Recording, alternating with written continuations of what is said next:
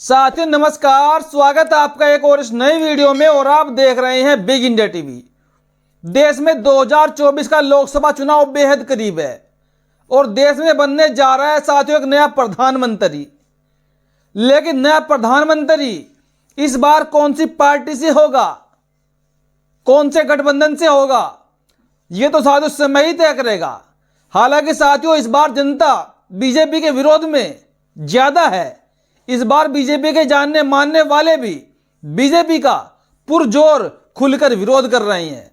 लोग ये कह रहे हैं कि बीजेपी के पास धर्म के अलावा और कोई मुद्दा नहीं है। बीजेपी और कुछ करना नहीं चाहती देश के लिए, तभी तो साथियों देश में युवाओं को नौकरियां नहीं मिल रही है। और साथियों अब ये भी मोदी सरकार ने नौकरियां निकाली है रेलवे की, जहां साथियों नौकरियां 2.5 लाख निकलनी चाहिए थी वैकेंसी, वहां पर साथियों भाजपा ने मात्र 2,500 वैकेंसी निकाली है। जैसे पहले वैकेंसी निकला करती थी जब हमारे देश के प्रधानमंत्री मनमोहन सिंह हुआ करते थे, उस समय साथियों केंद्र में रेलवे की नौकरियां 1 लाख से कम कभी नहीं निकली। लेकिन साथियों हम बात कर रहे थे इंडिया वाले गठबंधन की। इंडिया वाले गठबंधन में घमासान जारी है लगातार। आपने लगातार खबरें देखी होंगी, गठबंधन टूटने की खबरें भी देखी होंगी। बिहार में जेडीयू आरजेडी का गठबंधन टूटा और गठबंधन थोड़ा कमजोर भी हुआ, खबरें आपने वो भी देखी होंगी। लेकिन अब गठबंधन के नेता ये कह रहे हैं कि नीतीश कुमार का तो हमें पहले से ही अंदेशा था कि वो चले जाएंगे और उनके जाने से हमारा गठबंधन और मजबूत हुआ है, न कि कमजोर हुआ है। लेकिन साथियों यहां पर हम बात करेंगे उत्तर प्रदेश को लेकर, जहां उत्तर प्रदेश में समाजवादी पार्टी के प्रमुख अखिलेश यादव जी बिना कांग्रेस की सहमति के ही अपने प्रत्याशियों के नाम घोषित कर रहे हैं। समाजवादी पार्टी के अध्यक्ष अखिलेश यादव जी ने एक लिस्ट और जारी की है 16 प्रत्याशियों की सीट साथियों। लेकिन उस सीट को लेकर, उस लिस्ट को लेकर कांग्रेस बिल्कुल भी साथियों सहमत नहीं है। और कांग्रेस के बड़े नेता अविनाश पांडे ने साथियों बहन कुमारी मायावती जी के लिए बहुत बड़ी बात बोल दी है। जी हां साथियों, बहुत बड़ी बात बोली है अविनाश पांडे जी ने। उन्होंने कहा कि हम बहन कुमारी मायावती जी का इंडिया वाले गठबंधन में स्वागत करते हैं। अगर हमारा उद्देश्य भी भाजपा को हराना है और बहन जी का उद्देश्य भी भाजपा को हराना है, तो हमें साथ मिलकर काम करने में ज्यादा सही रहेगा, ज्यादा अच्छा लगेगा। आप साथियों इस वीडियो को सुनिए जिसमें अविनाश पांडे कह रही हैं कि बहन जी का स्वागत करते हैं। मायावती जी ने अपनी एक पॉलिसी डिक्लेयर तो की है, लेकिन निश्चित रूप से देखिए पॉलिटिक्स में सभी चीज़ पॉसिबल है। और अगर किसी उद्देश्य के लिए अगर हम कार्य कर रहे हैं, और मायावती जी की पार्टी भी सेकुलर पार्टी है, समाजवादी पार्टी भी सेकुलर पार्टी है, और यही बेसिक चीज़ था कि ये सब लोग साथ में आए। और अगर इसमें अदर देन इंडिया गठबंधन में अगर वो आए तो आज भी इंडिया गठबंधन उनके लिए के दरवाजे खुले हुए हैं। साथियों आपने वीडियो सुना, अविनाश पांडे साफ साफ कह रही हैं कि हमें बसपा की जरूरत है, हम बहन कुमारी मायावती जी का सम्मान करते हैं और इंडिया वाले गठबंधन में बहन जी आ सकती हैं। जो उन्होंने बयान दिया था अभी कि हम चुनाव अकेले लड़ेंगे, उन्होंने उस बयान का खंडन करते हुए भी कहा कि राजनीति में सब कुछ पॉसिबल है, सब कुछ बयानबाजी पॉसिबल है, लेकिन बहन जी का उद्देश्य भी भाजपा को हराना है और हमारा उद्देश्य भी भाजपा को हराना है। और साथ ही साथ अविनाश पांडे जी ने समाजवादी पार्टी को चेतावनी दी है। जो लिस्ट उन्होंने जारी की है बिना कांग्रेस की सहमति के, उन्होंने पहले साथियों आरोप लगाया कि समाजवादी पार्टी की तरफ से लिस्ट जारी नहीं हुई, इसके पीछे साजिश है भाजपा की। और उसके बाद उन्होंने कहा कि अगर समाजवादी पार्टी का कोई हिडन एक्टिविटी है, इसके पीछे कोई उनका हिडन एजेंडा है समाजवादी पार्टी का, तो हम उनको चेतावनी दे रहे हैं, समाजवादी पार्टी को हम चेतावनी दे रहे हैं कि कांग्रेस लाचार नहीं है।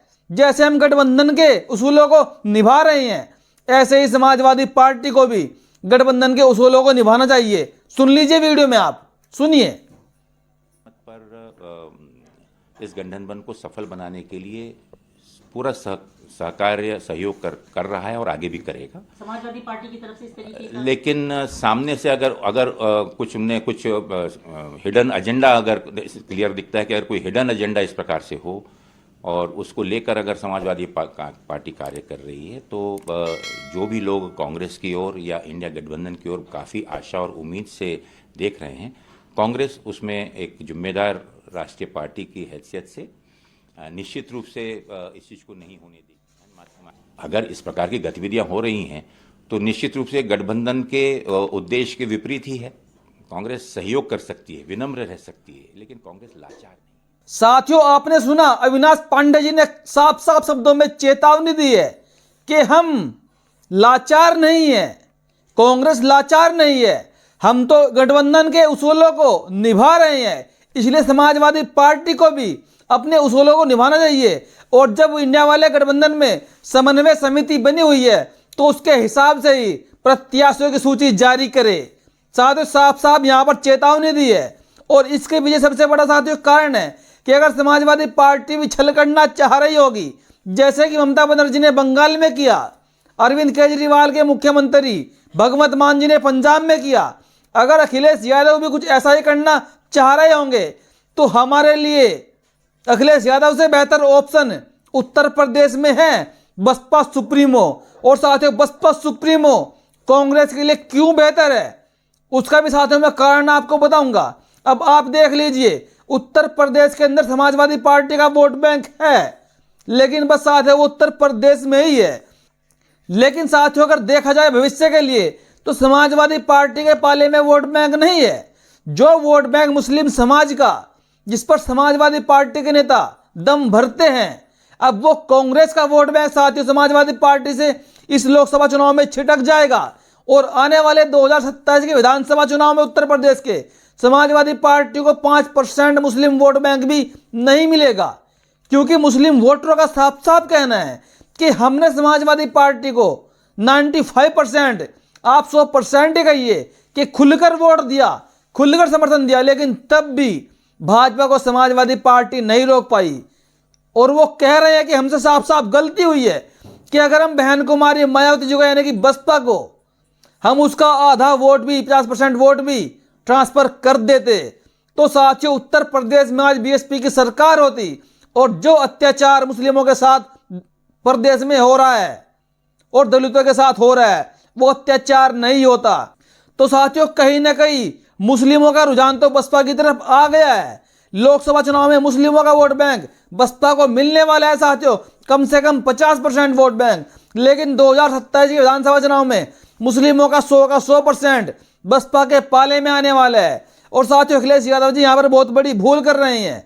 अगर वो भूल से भी, गलती से भी गठबंधन से बाहर हो गए तो ये समझ लीजिएगा अखिलेश यादव जी की राजनीतिक पारी समाप्त हो जाएंगी, क्योंकि बगैर मुस्लिमों के अखिलेश यादव जी का कोई वजूद नहीं है। जबकि बसपा सुप्रीमो के पास तो अपना खुद का वोट बैंक भी है, दलित समाज का वोट बैंक 20%।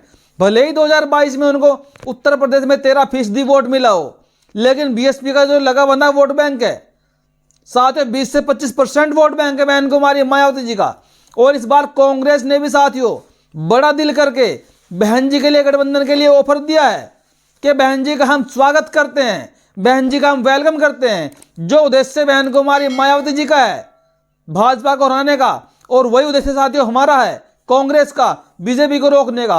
और साथियों बसपा कांग्रेस के लिए अखिलेश से बेहतर विकल्प क्यों है, इसका भी साथियों उत्तर आप सुन ही लीजिए। साथियों आप जानते हैं बीएसपी जो सुप्रीमो है बहन कुमारी मायावती जी का वोट बैंक लगभग साथियों 15 से 17 राज्यों में है। बसपा का वोट बैंक कहीं पर साथियों 5%, तो कहीं पर 4%, तो कहीं पर साथियों 2%, तो कहीं पर साथियों 8%। उत्तर प्रदेश में तो सबसे ज्यादा वोट बैंक है ही, लेकिन बाकी राज्यों में बीएसपी का वोट बैंक है। और साथियों अगर वहां पर कांग्रेस को बसपा का समर्थन मिल गया, बसपा का वोट बैंक मिल गया, जो कांग्रेस के प्रत्याशी होते हैं अदर राज्यों में, और जहां पर वो 1-1, 2-2, 4-4 हजार वोटों से हार जाते हैं, तो साथियों इस बार बसपा की सहायता से कांग्रेस का बेड़ा पार हो जाएगा। वर्तमान में साथियों कांग्रेस की नैया ऐसी है जैसे कि मझधार में डूबने वाली हो, लेकिन बीएसपी का सहारा ही कांग्रेस को एक साथियों नजर आ रहा है। और इसीलिए साथियों अविनाश पांडे जी ने आज फिर बड़ा बयान देकर पूरे देश की राजनीति को चौंका दिया है, हैरान कर दिया है। और साथ ही साथ समाजवादी पार्टी के मुखिया के भी होश उड़ चुके हैं। उनको भी लगने लगा है कि अब कांग्रेस हमारे साथ ज़्यादा मोल भाव नहीं करने वाली और हो सके तो समाजवादी पार्टी को बाहर का रास्ता भी दिखाया जा सकता है गठबंधन से। साथियों, आपको ये खबर कैसी लगी? अपनी प्रतिक्रिया कमेंट बॉक्स में जरूर दीजिए।